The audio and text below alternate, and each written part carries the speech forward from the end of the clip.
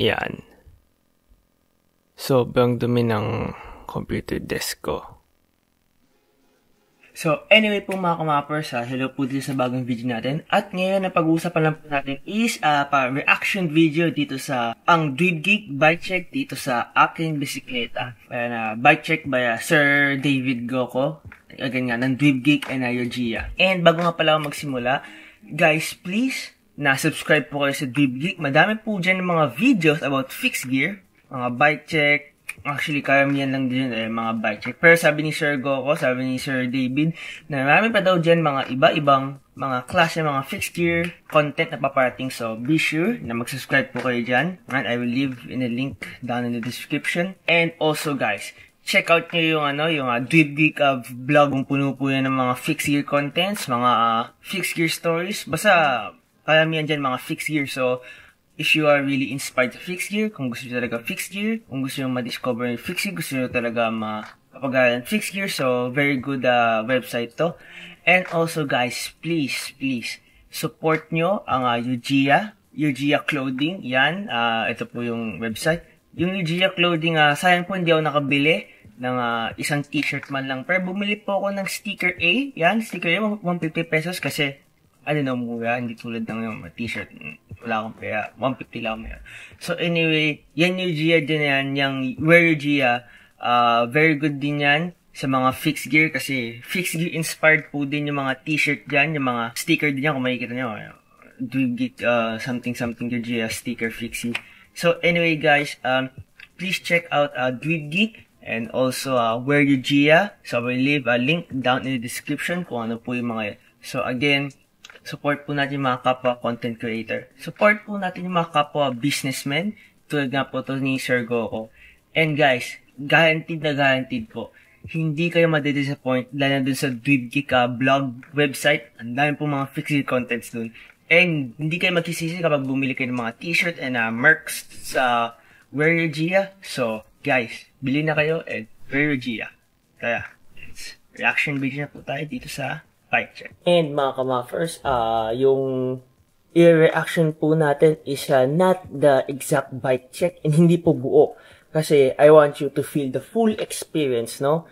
Dun mismo sa video na yun. So I will leave in a link down in the description and nalagay ko po yung thumbnail ngayon and ano po yung title para makita nyo po at deserving po ni Sir David na yung mga views nyo. Kasi reaction ko lang to eh. Mas maganda po yun kapag bumbo. So again guys, check it out, subscribe, Wear Yogia, and Dweeb Geek and stuff.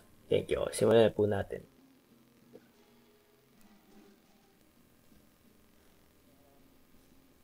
Quick cruise lang sa QC. So yan, nag-quick cruise ko lang tayo sa QC. Ang plano ko kasi dito sa sa ride na to, sa street ride na to, is parang letter 8 na, number 8, no? Number 8, paikot ng Galas, hanggang pagdating dito sa sa meza. Yan, tinash ko ng konti. And ito pa, so diretso ako.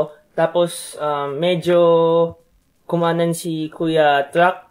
So, binangketa ko yung bike ko,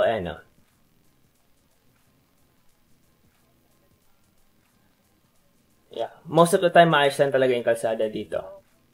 Pero yun nga, since ginagawa yung Skyway, medyo nagka-traffic siya. Lalo na dati kasi hindi maganda yung kalsada, lubak-lubak, ganun. So, pero kahit pa paano naman, nag-i-improve. Pero still, may pa rin mga obstructions. So, yung time na to, iniisip ko na baka naiiwan ko si Sir Goko, si Sir David. Kasi minsan nagkakwento siya sa mga previous bike check, naiiwan daw siya minsan. So, inaano ko sa sarili ko na, Allen, chill ka lang, chill. Wag mo naman iwan si Sir. Pero at the same time, syempre, lagyan natin ng speed. Yan. Skid. Yan, skid. Tapos, yun nga, sabi ko na, syempre, lagyan natin ng konti ng speed para kahit paano maganda yung flow, no? Maganda yung buwelo. So, yan, diretso pa kami ng konti.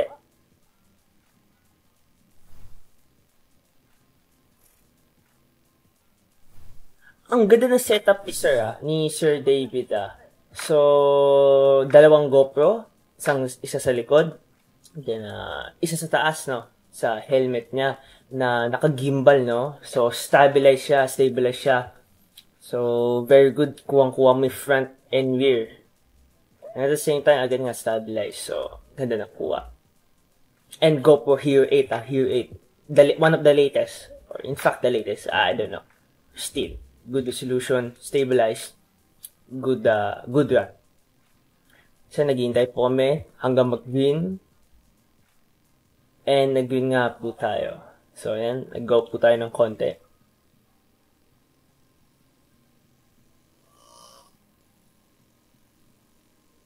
Di na nga pala ako sanay mag-bike ni mga yan kasi natenga ako sa bahay ng matagal na panahon. Sanggi?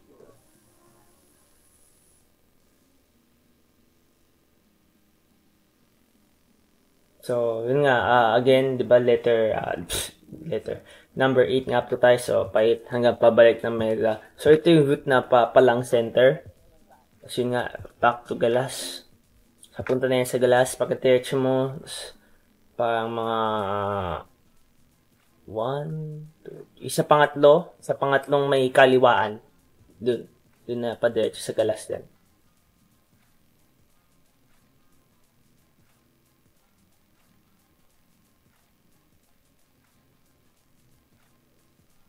Sa bikers. Tapos yan, na-traffic po tayo. May truck ng basura. So, sumingit-singit po ko ng konti dito. Ayan, so ito na po yung sinasabi ko nga. Papakaliwa na po tayo sa Galas. So, ito na nga. Yun pala yung second, tapos yun pala yung third.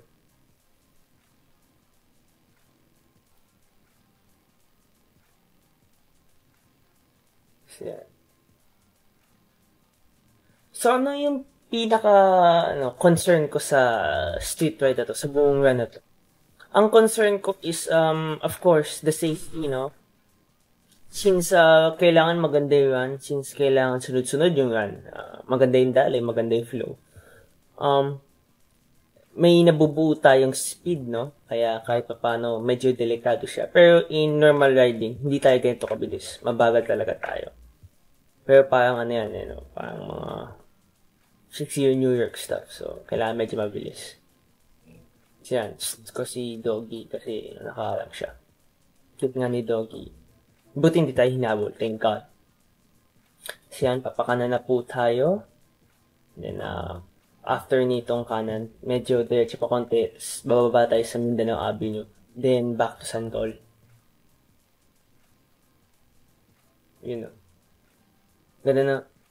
Maganda na sana yung ano ko din eh. Yan yung singit ko dyan kaso nakabukas yung pinto. Kaya nagbaba pa ako ng cleats para huminto. Pero kung di nakabukas yun, diretso lang ako. Akala ko nga yung tricycle na diretso sa amin eh. Hinahanda ko sa sarili ko pero buti nagpark lang. So yan, kakaliwa na po kami. Tapos pakinggan yung sinasabihin ko. Hindi na po tayo mabobogos dito sa kanan kasi sarado po yan. Yeah. Sarado po yun. Kasi yung first take namin, by the way, second take yung first take namin, kumanan kami dun and, oh my God, sarado. So, ang pangit ng run, basically. So, nasira. So, buti nagkaroon ng take 2. And by the way, bakit nga pala nagkaroon ng take 2? Nasira yung front cam, nasira yung GoPro sa taas. So, hindi nakuha ng lahat ng right. Basically, sayang effort. Tapos ito, sininasan ko si Kuya David para ma-alert siya sa truck. Then, huminto po ako dito sa pakanan. Para safe si Sir David. Kasi kapag dinerecho siya, pwede siya matama ng Avanza ba yun? Innova? I don't know. Kaya, hindi ko siya dinerecho. Yan. Diretso na po tayo ulit. Tapos, tignan niyo po yung part na to. Ayan, mayroon pong bikers. Skid po kasi biglang huminto. So, tignan niyo po to. Tignan niyo, may sasabay po sa atin. So, may pusa na sumabay sa atin. So, yan. Quick cruise. Pasantol. Hanggang kakaliwa po tayo. Papunta nga. Meza. So, ito Tiyempo po tayo. Tapos kapag kakaliwa po tayo, kakanan or watch senyales. Senyales. Tulad ng ginawa ko. And of course, sinabi ko na tiyempo. Hindi porket ka ba nagsinyalis ka, pwede ka na kumanang kumaliwa. No. Sabi ko nga, tiyempo ka na mas mabagal na siya, doon ko pala magsinyalis pa. Everything is, is clear, everything is fine. So yan, patirsyo na po kami sa mesa. So, nakatawid na po kami.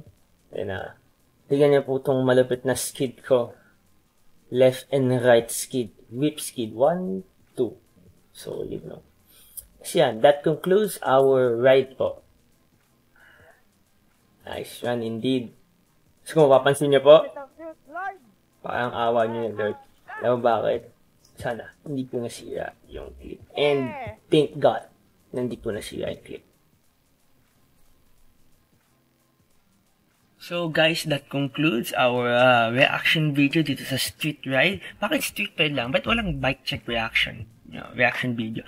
Kasi kayo na po ang manood nyo dun nga mismo sa video dun sa Dweeb Geek, dun mismo kay Sir David. So again, please support Where You Gia and support the blog Dweeb Geek. And meron silang FB, meron silang Instagram and stuff.